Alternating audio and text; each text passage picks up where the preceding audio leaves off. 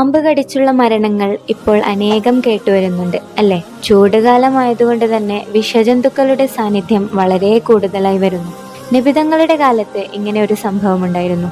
ഒരിക്കൽ നബി സല്ലല്ലാഹു അലൈഹി വസല്ലമയുടെ സദസ്സിലേക്ക് ഒരാൾ സങ്കടത്തോടെ കടന്നു വന്നുകൊണ്ട് അയാൾ പറഞ്ഞു, അള്ളാഹുവിന്റെ റസൂലെ, കഴിഞ്ഞ രാത്രിയിൽ എന്നെ ഒരു തേള് കടിച്ചു നബിയെ.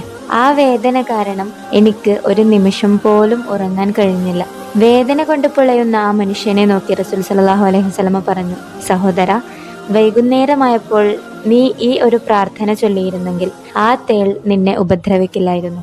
വിഷജീവികളിൽ നിന്നും അപ്രതീക്ഷിതമായി ഉണ്ടാകുന്ന ഇത്തരം അപകടങ്ങളിൽ നിന്നും സംരക്ഷണം നൽകുന്ന ആ മനോഹരമായ ദിക്ർ തങ്ങൾ സല്ലല്ലാഹു അലൈഹി വസല്ലമ ആ മനുഷ്യന് പറഞ്ഞു കൊടുത്തു.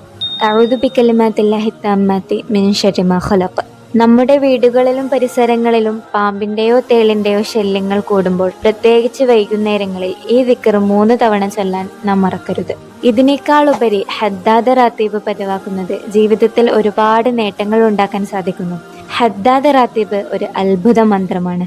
ഈ റാത്തീബ് രചിച്ച ഇമാം അബ്ദുല്ലാഹിൽ ഹദ്ദാദ് റളിയല്ലാഹു അൻഹു തന്നെ പറയുന്നു, ഇത് പതിവാക്കുന്നവർക്ക് അവരുടെ വീടിനും വീട്ടുകാർക്കും സ്വത്തിനും അള്ളാഹു കാവൽ നൽകുമെന്നാണ്. ഇത് കൃത്യമായി ചൊല്ലുന്നവർക്ക് പാമ്പ്, തേൾ തുടങ്ങിയ വിഷജന്തുക്കളുടെ ഉപദ്രവം ഏൽക്കില്ലെന്നും, അഥവാ അബദ്ധത്തിൽ കടിയേറ്റാൽ തന്നെ അതിന്റെ വിഷം മാരകമാകാതെ അള്ളാഹു സംരക്ഷിക്കുമെന്നും മഹാന്മാർ പഠിപ്പിക്കുന്നു. അള്ളാഹു സുബ്ഹാനഹു വ തആല നമ്മെ എല്ലാവരെയും എല്ലാ അപകടങ്ങളിൽ നിന്നും കാത്തുരക്ഷിക്കട്ടെ. ഈ വീഡിയോ ഉടൻ തന്നെ മറ്റുള്ളവരിലേക്ക് ഷെയർ ചെയ്യുക.